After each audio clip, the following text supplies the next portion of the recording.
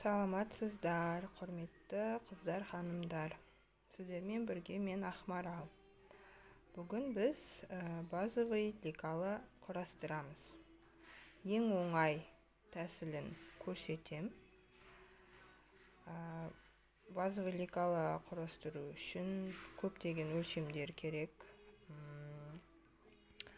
Формулаларға салу керек. Бірақ мен іздеп ең оңай тез құрастыратын, үйде отырып, қыз-келіншектер өздеріне тігіп берсе, қыздарына тігіп берсе деген мақсатпен тез және оңай құрастыру жолын сіздерге көрсететін боламын.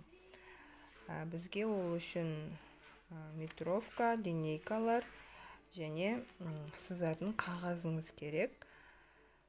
Қағаз плакат болады, плакат ватман, немесе обой қалдықтары болса, размері примерно 60-70 бөксеге дейін сызамыз. Ары-қарай көйлек жасайтын болсаңыздар, ұзын етіп жасай саласыздар. Бұл негізінде базовый лекалы. Базовый дегеніміз негізі. Киім сатып алған кезде көбінесе размермен сатып аласыздар. Бүгін біз 48 размердің лекаласын сызамыз. Ал сіздер өздеріңізді өлшеп, өздеріңіздің өлшем бірліктеріңізбен сызасыздар. Киім сатып алған кезде ол жерде 44, 46, 48, 50, 52 болып бөлінеді. Сол себептен біз қазір стандартный базовый лекаланы сызамыз. Идеальный болып шығу үшін әркімнің өзінің размері сәл жақындау келеді, бірақ бұл көпшілікке болғандықтан көбінесе фабрикалар мен тігіншілердің көбісі стандартқа салып, примерка кезінде артық болып тұрса, артығын алып тастайды, ал қосу керек болса қосады.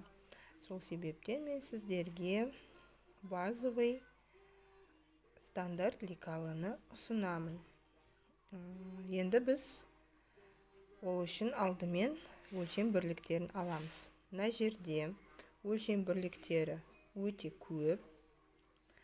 Ал біз бүгін 6-7 өлшем бірліктерімен алатын боламыз. Мен сіздерге осы сызылған қызға көрсетейін ең керекті өлшем бірліктер. Ең бірінші біз көкіректі айналдыра өлшейміз. Көкірек өлшемі дейміз. Мен орысша оқығандықтан обхват груди.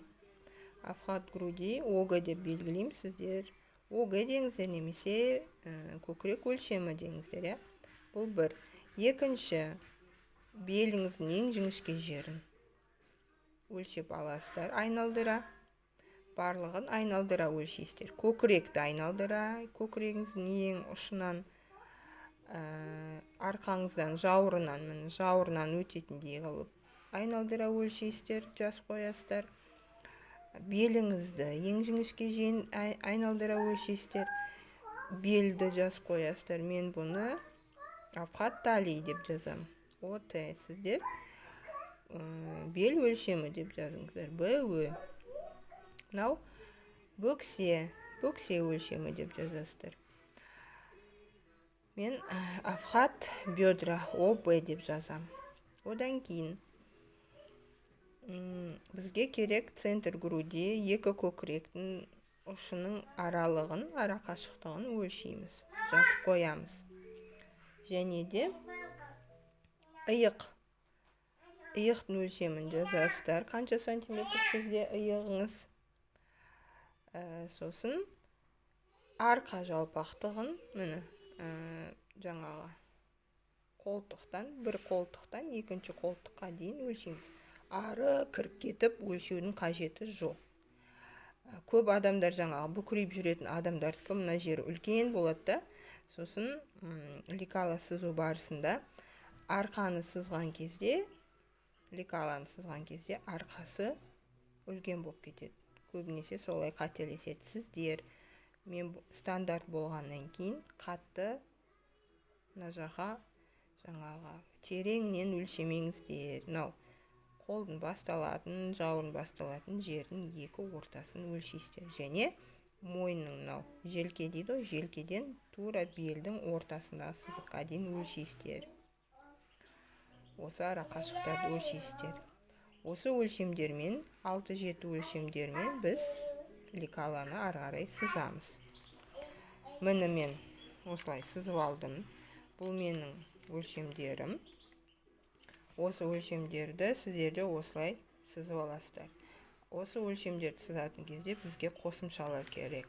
Қосымша ол лекаланы сызғанда лекалымыз жабысып қалмау үшін бізге осындай 1,5-2 см қосымша керек. Осылай сіздер жазып аласыздар.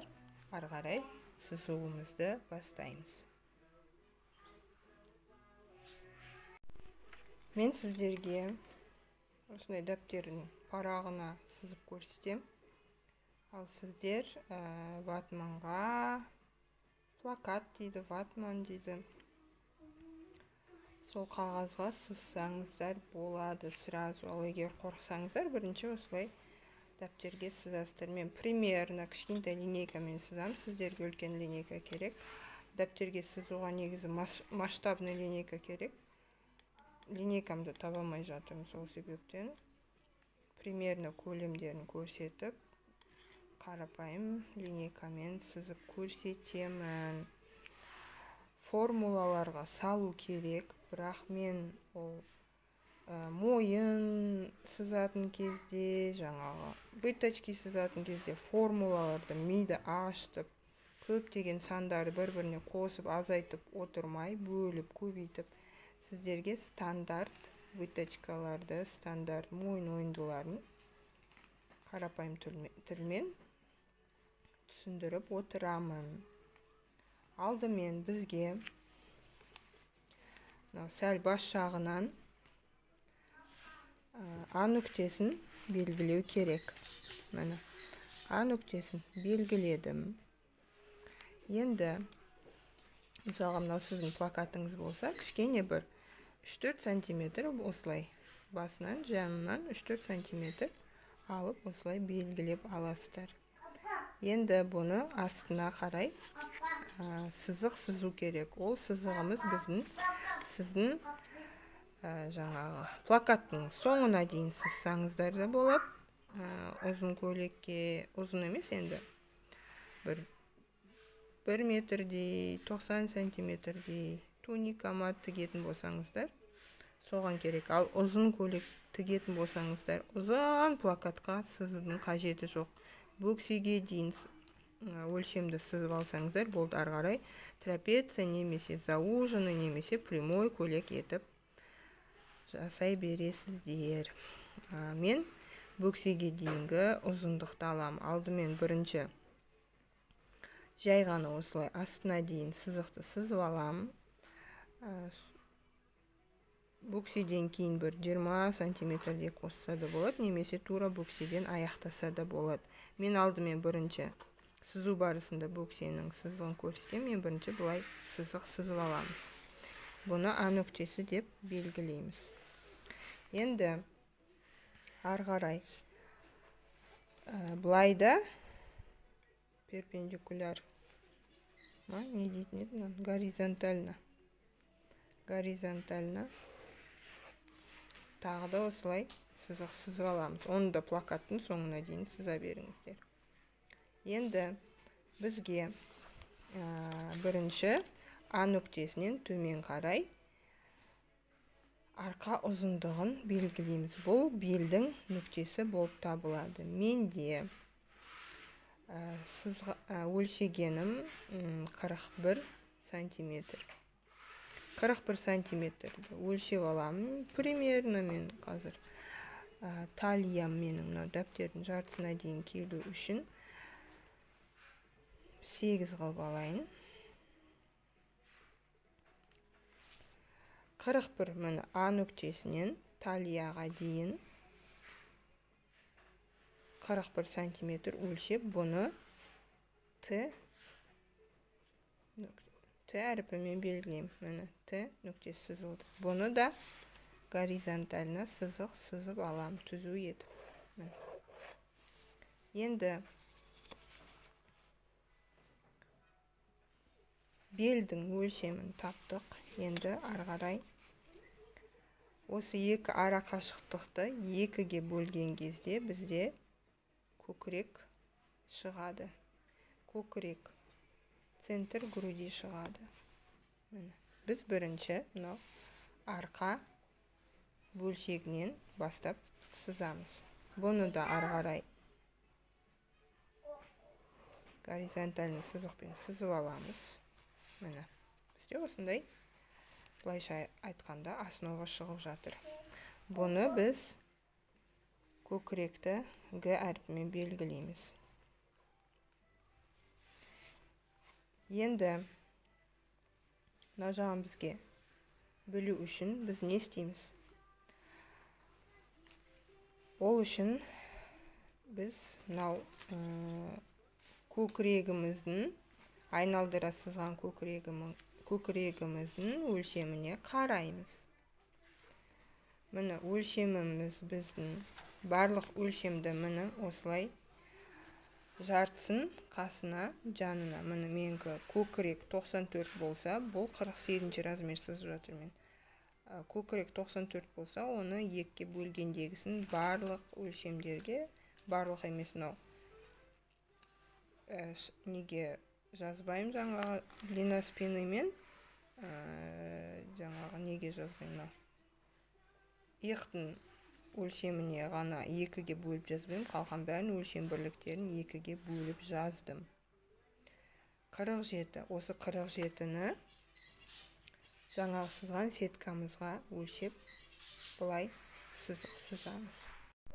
Міне 47 сантиметр сіздер осылай өлшейсіздер да. Төменге қарай сызық сызасыздар. Міне бізде көкірек шықты, бел шықты, енді бөксе сызығын сызамыз. Бөксе сызығы көбінесе адамдардың бойына байланысты сызылады. 48 размерде стандарт ол 18-20 сантиметр. Адамның бойының ұзындығына байланысты. Сол себепте мен қазір мына жерден 18 сантиметр түсірем.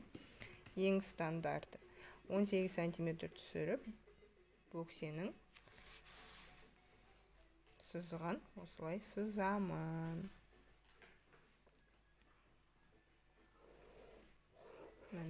Бізде бөксе сызығы шықты. Бел сызығынан төмен қарай 18 сантиметр сызасыздар. Және бұны Б әріппен белгілейміз. Б әріпімен белгіледік. Енді мынау арқасы болады, мынау алдыңғы бөлік болады. Осыны екіге бөлеміз. Көбінесе стандарт фигураларда алды мен артқы бөлік бірдей екі бөлікке бөлінеді. Бұл стандарт. Ал егер адам толық болса, көкірегі үлкен болса, онда алдыңғы жақ сәл артқы жаққа қарағанда көкіректің үлкендігіне қарай 3 сантиметр, 2 сантиметр үлкендеу болады. Бірақ біз стандарт 48 размер сызып жатқандықтан, бұны біз екіге бөліп аламыз. Мұны дәл өлшейміз, және осыны екіге бөлеміз. Сіз өзіңіздің сызғаныңызды 47-ні екіге бөлгенде қанша сантиметр болады, соның дәл ортасынан алып сызамыз да төмен қарай сызық жібереміз. Және де мынау сызылған, қиылысқан сызықтың бәрін, мынау А болса А1 деп белгілейміз, Г болса Г1 деп белгілейміз, Т болса Т1, Б болса Б1 деп белгілейміз. Енді мойнын сызамыз. Мойында дәл сондай стандарт, негізі формулаға салу керек, ал біз стандарт әрі оңай тез сызылуын қарастырып отырмыз. Стандарт А нүктесінен 8 сантиметр. Стандарт 7-8 сантиметр. Негізі мойынды өлшеп, мойынды 4-тен 1 бөлігін бұлай сызу керекпіз. Ал біз стандарт бойынша 7-8 сантиметр бұлай нүкте белгілейміз. Мына. Төмен қарай түсіреміз. 2,5, 2 немесе 3 сантиметр төмен қарай түсіреміз. Және осыны тік төртбұрыш, ұзын тік төртбұрыш шығады. Осыны осылай белгілейміз. Мына жерден перпендикуляр 1 сантиметр сызамыз. Осыны овальный етіп сызып аламыз. Бізде арқа мойынның сызбасы шықты. Енді қарай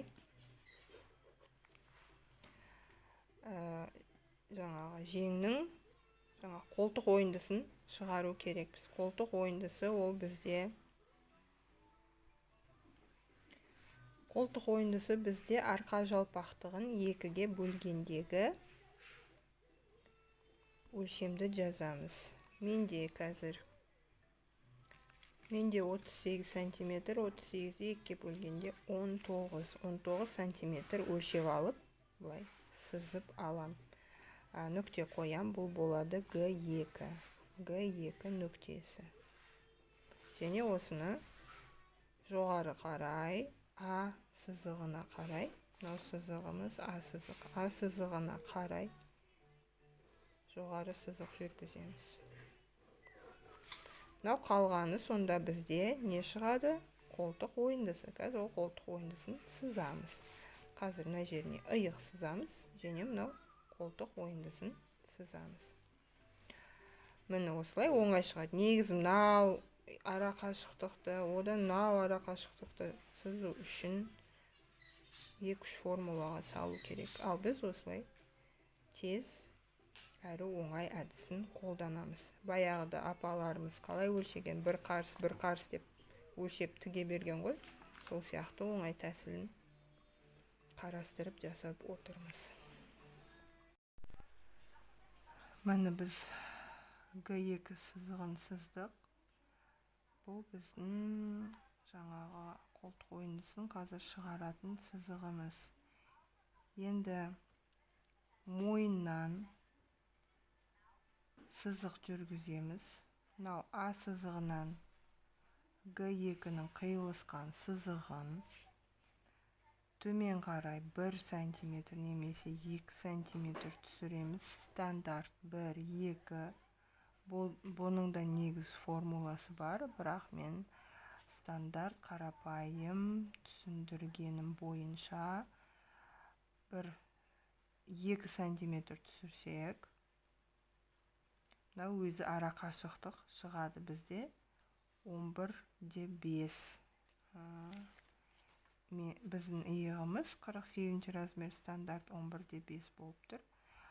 1 сантиметр төмен, 1 немесе 2 сантиметр төмен нүкте қойып алам Г2-нің сызығына.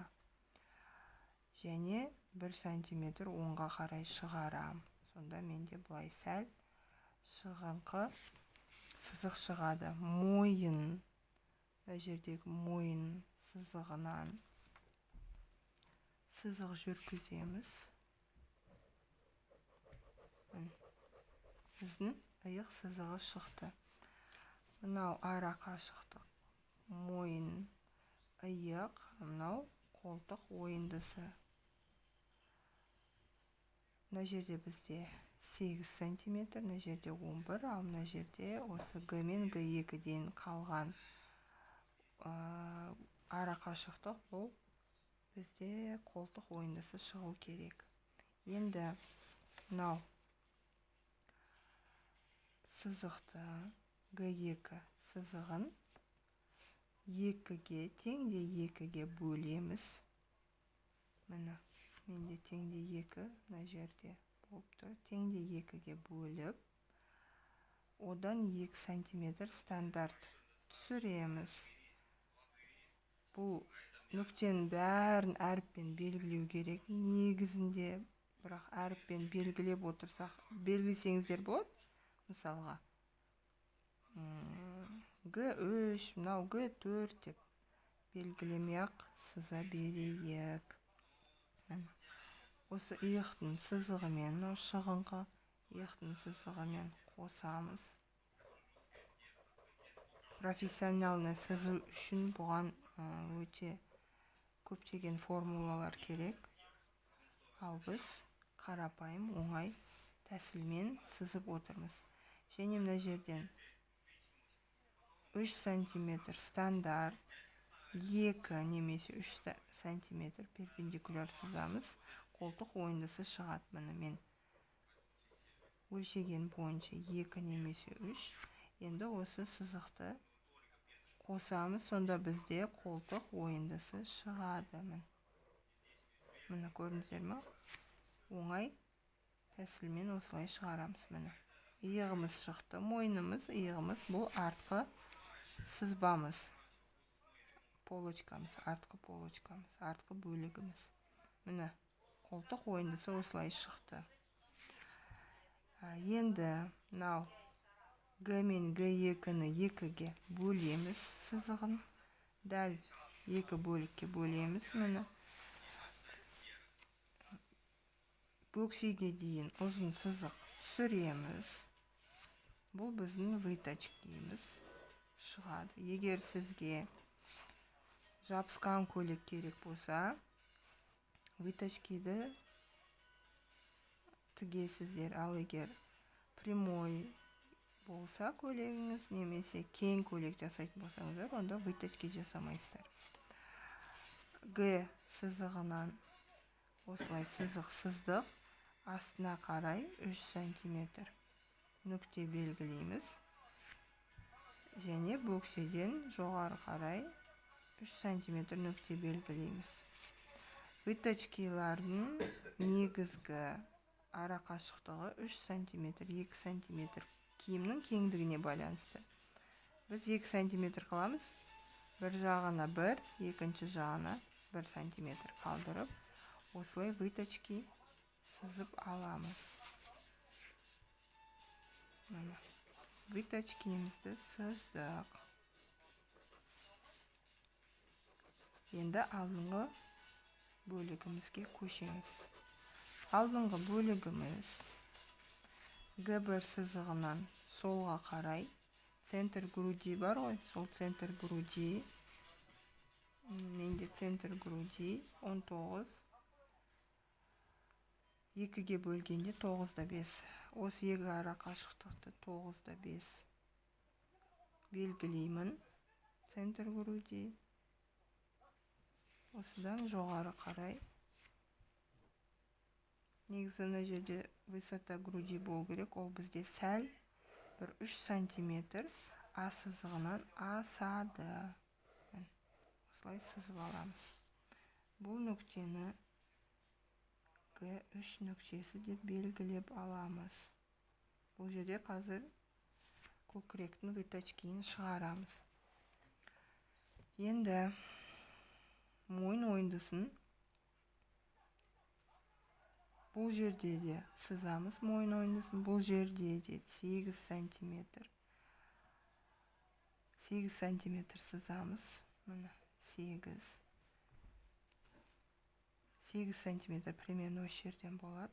Нүкте белгілейміз. Және жоғарыға қарай 3 см стандарт көтереміз. Бұл да формулаға байланысты. Біреулерде 3, біреулерде 2.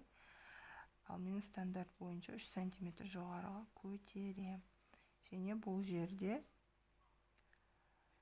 8 см төмен түсіреміз. Міне 8 см төмен түсіргенде осындай төртбұрыш сызып аламыз. Осы бізде қазір мойнымызды шығарамыз. Алдыңғы мойын ойындысын шығарамыз.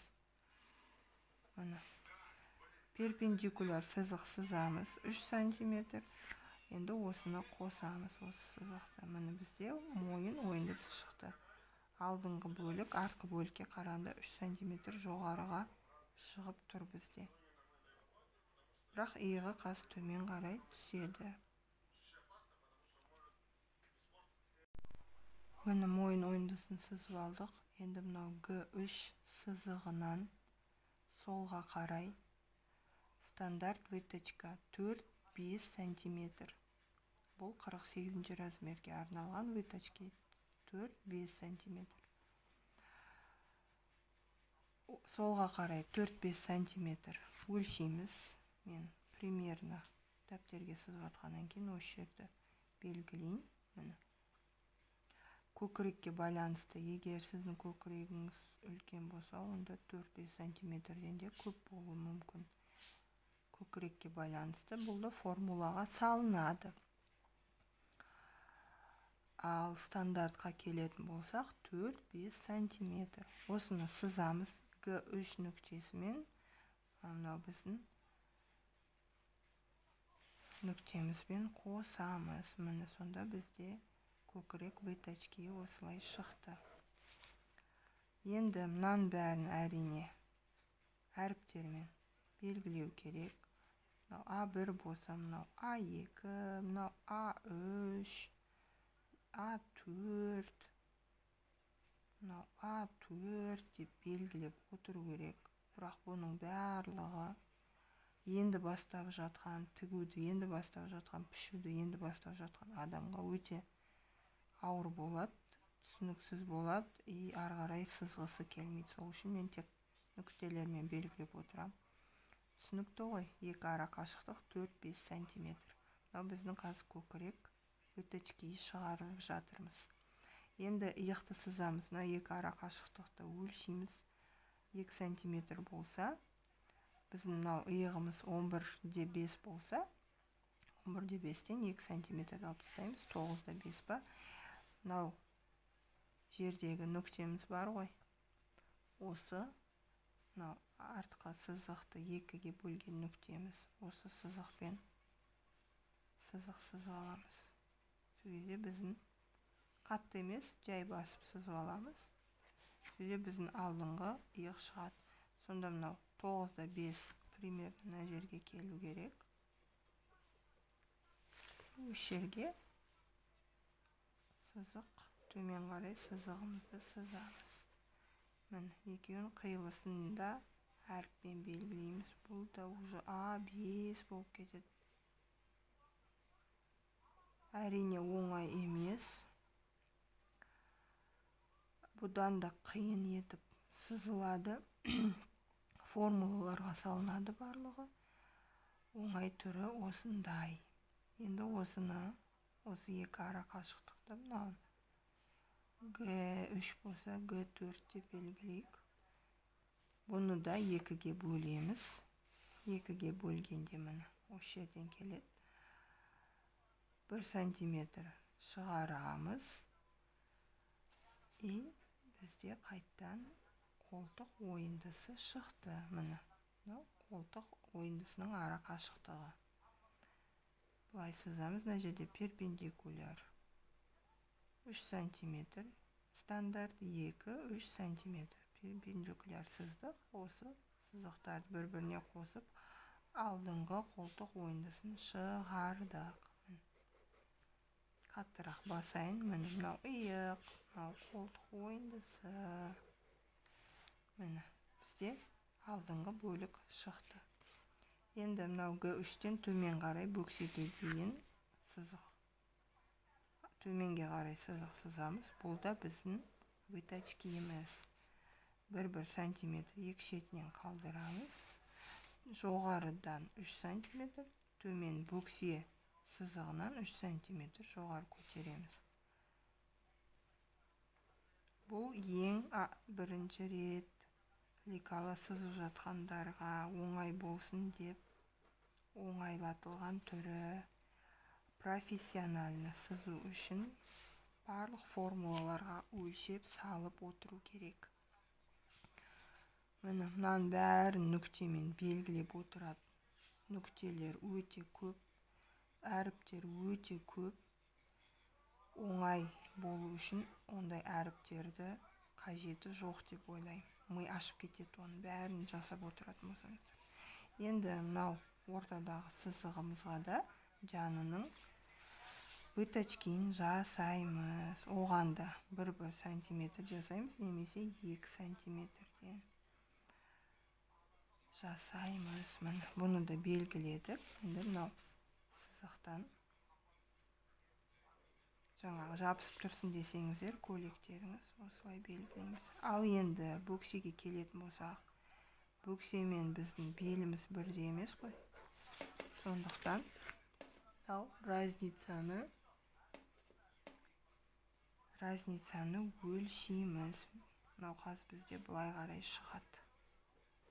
Неге? Себебі бөксеміз белімізден әлде қайда үлкен. Міне қараңыздар. Біз басты сызған кезде А мен А1-ның ара қашықтығы көкірек өлшемінің 2-ден 1 бөлігі болды.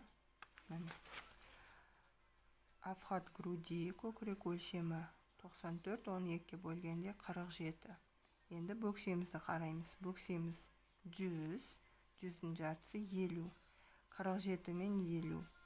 50-ден 47 сантиметрді аламыз, 3 сантиметр. Сол 3 сантиметр разницаны бөксенің сызығына екі жағына шығарамыз. Ол 3 сантиметрді 2-ге бөлген кезде 1,5, 1,5. Мына жағынан 1,5 шығарамыз. Және мына жағынан 1,5 шығарамыз.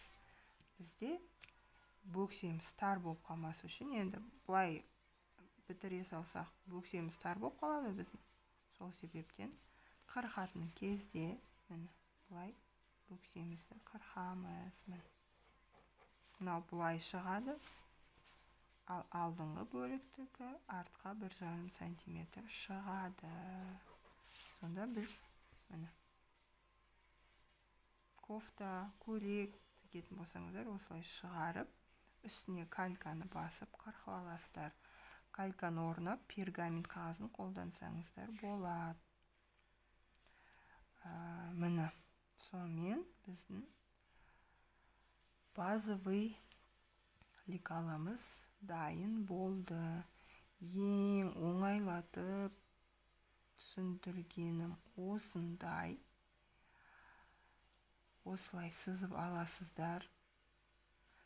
Сіздің ватманыңызға сызып алдыңыздар. Енді бұның үстінен жаңағы киімге пішетін кезде үстінен жаңағы калька немесе пергамент қағазын дәл осылай керекті сызықтарыңызды жақсылап сызып аласыздар.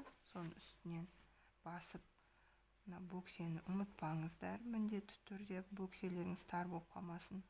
Осын сызып алып, калькаға түсіріп алғаннан кейін барып, сіздер матаға қойып түсіресіздер.